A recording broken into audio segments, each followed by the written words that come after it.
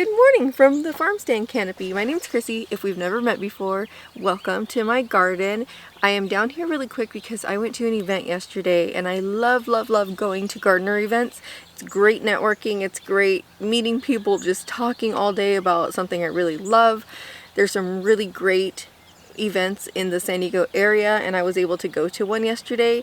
I wanted to make this a quick video for social media, but social media is just stuck on fast, quick information and then it's gone. You spend so much time on a video and then it just disappears. I have way more to say about this really cool stuff that I learned, so I wanted to come on and make a quick video. But anyway, a little bit about me. I am a Southern California gardener. I've been in Southern California since 2004. I'm born and raised in South Texas.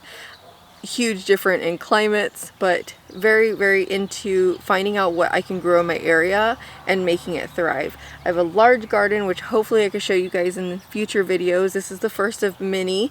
There's just so much I want to share and it's just too much for quick social media clips, so I'm glad you're here to join me. I want to talk about an event I went to yesterday. It was put on by the San Diego chapter of Master Gardeners.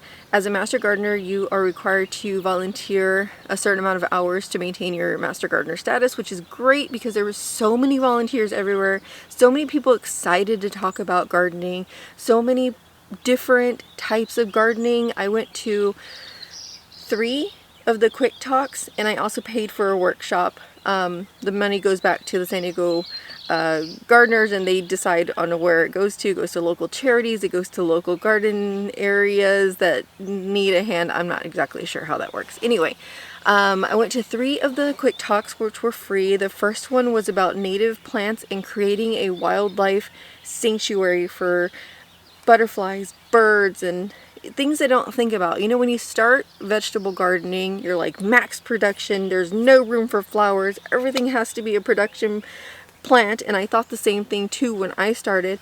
But as I started adding flowers, I started noticing I had more pollinators, more bugs, more good things in the garden to help pollinate the vegetable plants, which increased my production. So it was really good to add the flowers and then notice that maybe a fruit tree would complement this, or maybe this is going to help, maybe a bird bath.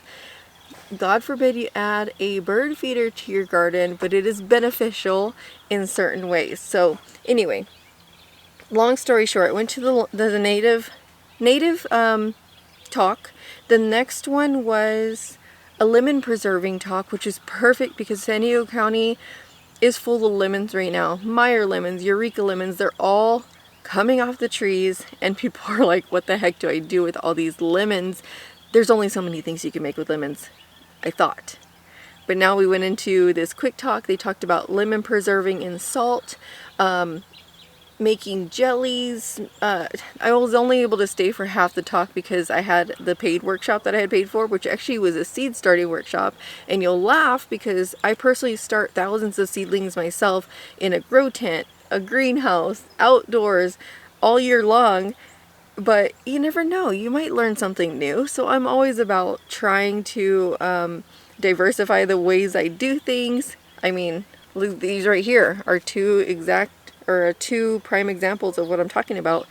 There's container seed starting, there's soil block seed starting. There's always something to learn. So I actually really loved that class. It was about an hour and a half long.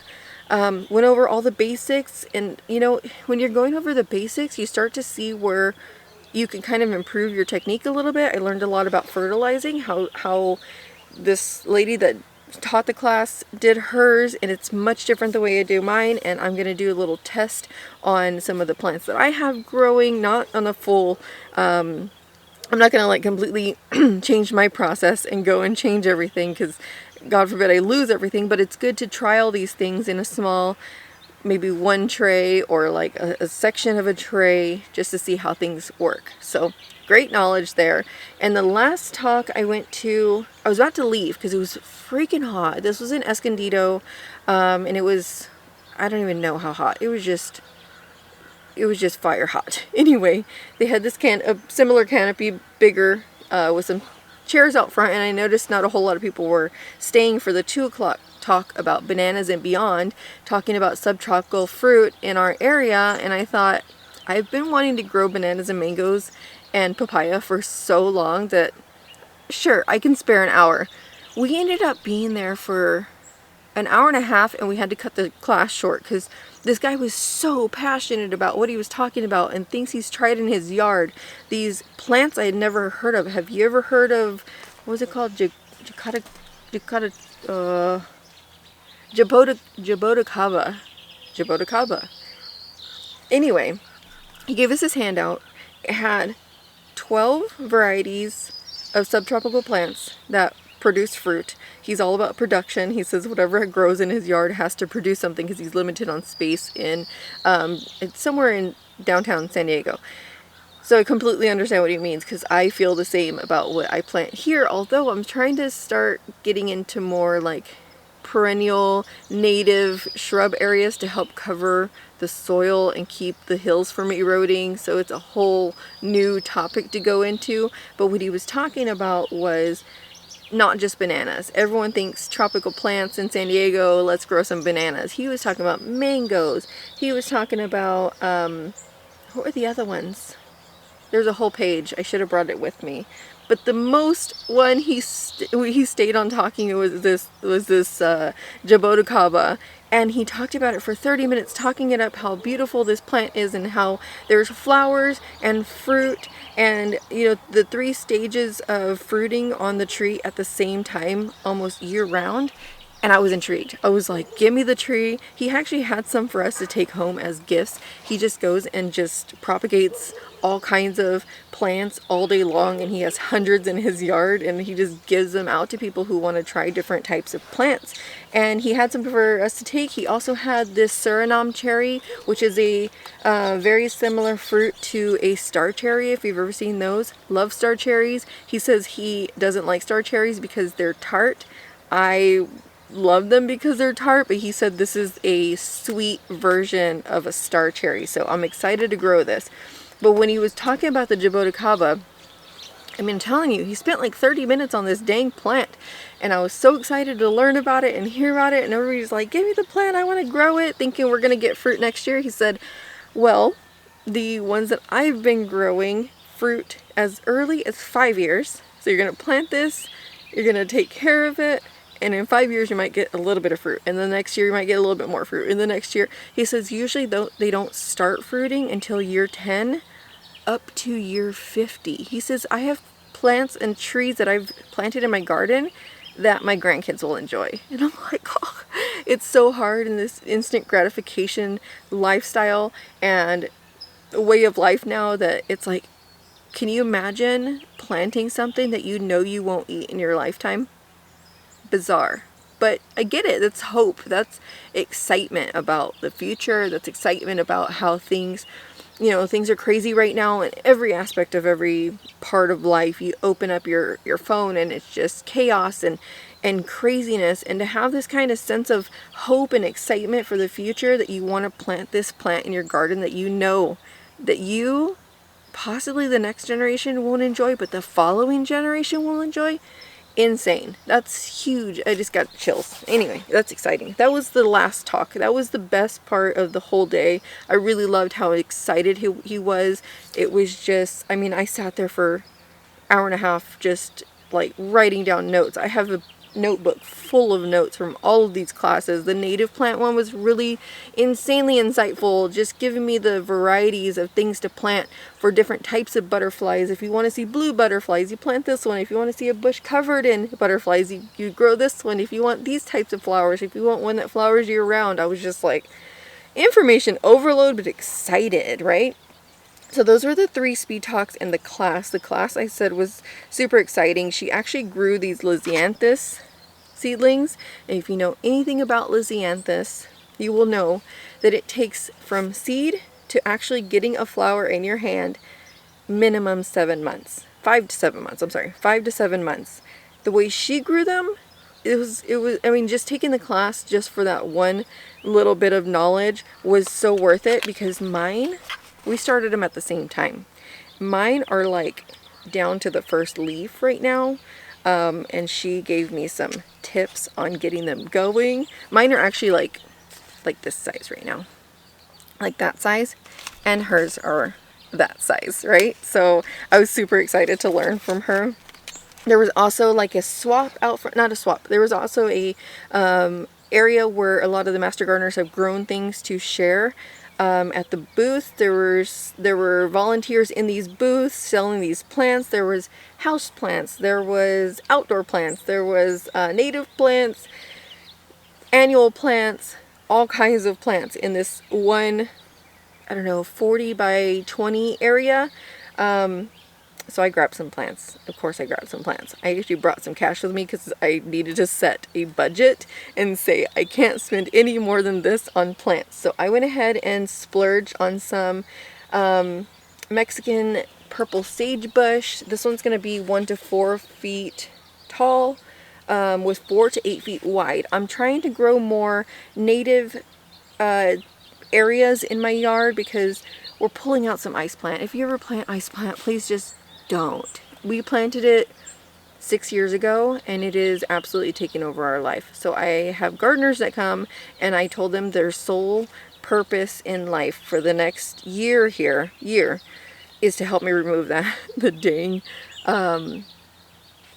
ice plant. So that's what they're doing. They're filling all the green cans with ice plant and getting it off my property. And then I have to follow them and rake it and like find all the little stubs that fall, because one little stub of ice plant creates a whole new plant. So fun times. But I am replacing all of those areas that they take out with native plants that I don't have to maintain. They're going to be slow growing. I understand that, but it's going to be long term. I'm thinking for our future and maintenance on this whole property, I'm gonna have to find something that I don't have to maintain every single spot in my property.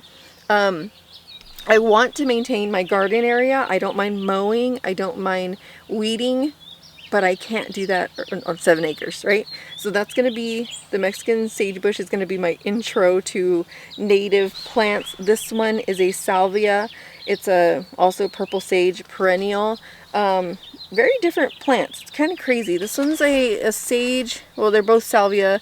This one is a Mexican bush sage, height of 1 to 4 feet. This one is a purple sage, 4 to 8 feet tall. So when I'm thinking about planting these, I'm thinking what layers to plant, so whenever you're looking at it, you don't have the tall plant in the front. My friend Jen and I planted a whole area one time, and we did it based off of what the pot size and what the plant size was when she first bought the plants. And I said, wait a minute, can we Google these and see how big they're gonna get?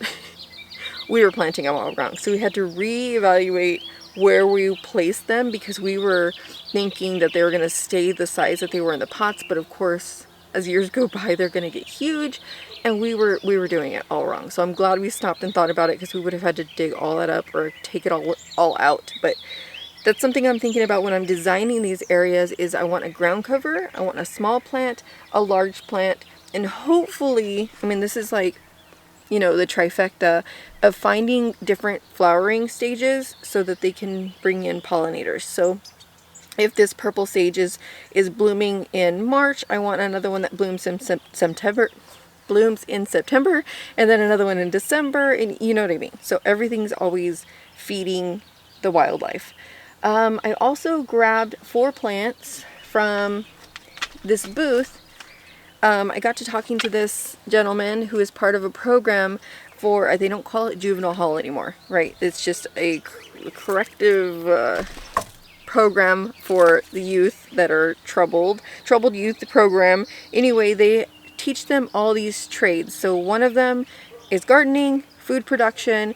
They go from learning how to start the plants, grow the garden, then they go into the culinary program where they learn how to use whatever came out of the garden in the food that they're feeding all the people that live there.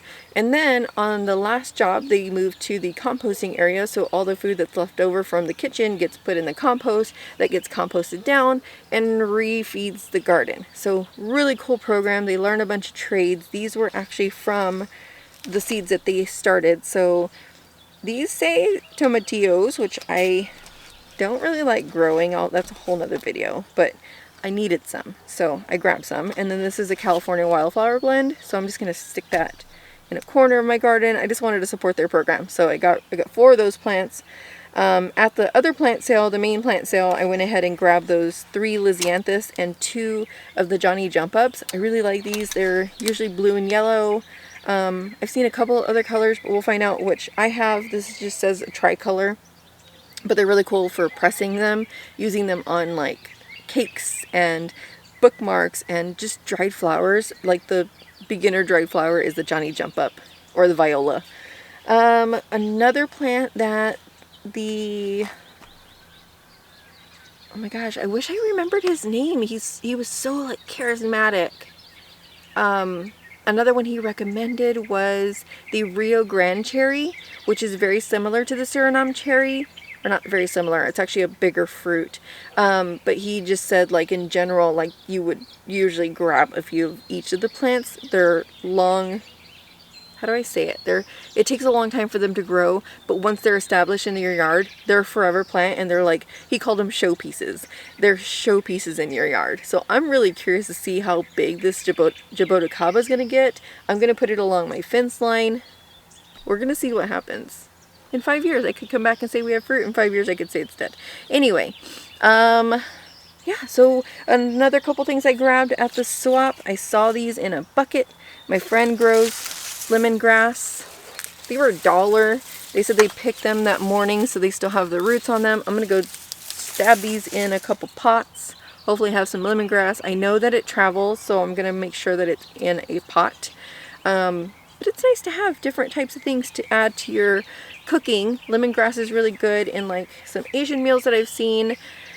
I also grabbed some oranges because they had all kinds of oranges in the swap area. They had like a food area and then they had a plant area. It was really cool because I just needed a snack. So I went over and grabbed 3 types of oranges and taste tested all of them. And I also grabbed these, they're called finger limes. If you've never had one, they call them citrus caviar because you open it up. Actually, I will pause here really quick. Give me a second. Citrus caviar. Isn't that cool looking? Let's see if I can get it to focus on that. There it is. It's super tasty. Tastes like a lime, but it's just fun to have. I have a tree that I planted 3 years ago and it just flowered this year, and I have little bitty microscopic tiny finger limes on it. Slow growing, super cool to have. I'm excited to have that down by my little orchard that I'm starting here. Anyway, thought it'd be cool to share what I found at this swap or this event, because there's a really insane amount of cool events that there are around here. So if you are looking for one near you, look up your Master Gardener local chapter. Look up small grassroots programs like the San Diego Seed Swap. There's even my little tiny, I wouldn't even call it a town because we are like a little small section of another town, but our little village, I will call it, has a monthly seed swap or a monthly swap, so crop swaps. So they go and take whatever's growing in their yard, meet up, talk about talk about what stuff is cool that is growing, hang out, meet each other local. Maybe I have eggs, somebody else has, I don't know, jujubes, mangoes, avocados when I don't have them. We can swap all that stuff. Sometimes everybody shows up with citrus and we're just like, more citrus. Anyway, it's really cool to meet local people that are also growing things, because it's hard to believe that you have to do it yourself, because you don't. I tried to when I first started homesteading, gardening, growing food, and it was overwhelming. Like, unless you dedicate your life completely and forget about your family and forget about all kinds of social anything, you will go crazy. So don't try to do it all yourself. Meet some local cool people, make connections, and you never know who might have something you need, or you might be able to provide something you need without getting anything in return, and then just letting the universe take care of you later on. You always get paid back, right? Anyway, I wanted to come on here. Thank you for joining me. This is probably a really long-winded video, but as you can see, I wanted to talk about this stuff, and the social media thing is just too fast. So I hope you join me next time. Hope you enjoyed this video, and I'll see you next time.